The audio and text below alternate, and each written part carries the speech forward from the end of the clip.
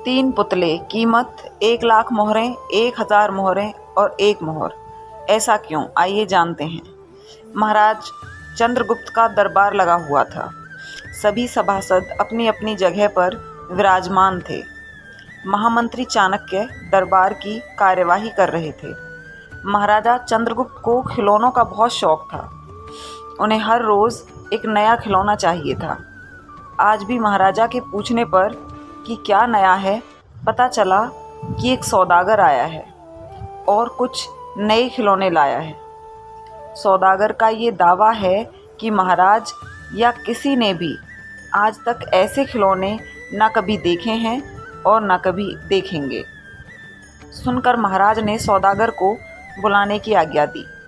सौदागर आया और प्रणाम करने के बाद अपनी पिटारी में से 3 पुतले निकालकर महाराज के सामने रख दिए और कहा कि अन्नदाता, ये तीनों पुतले अपने आप में बहुत विशेष हैं।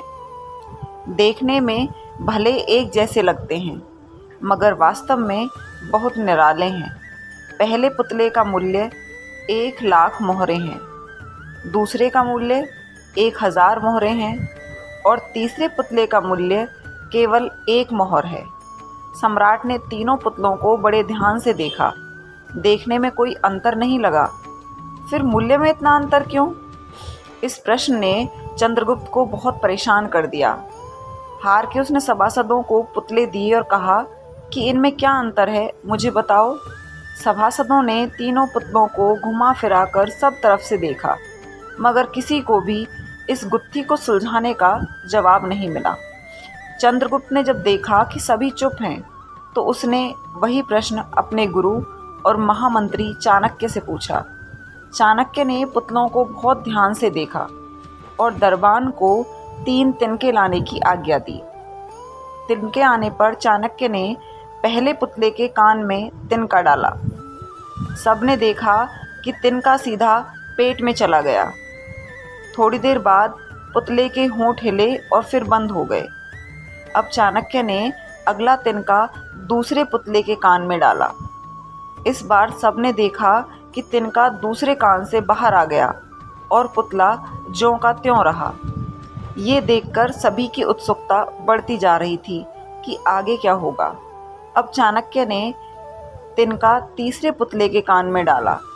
सबने देखा कि तिनका पुतले के मुंह से बाहर आ गया है और पुतले का मुंह एकदम खुल गया। पुतला बराबर हिल रहा था, जैसे कुछ कहना चाहता हो।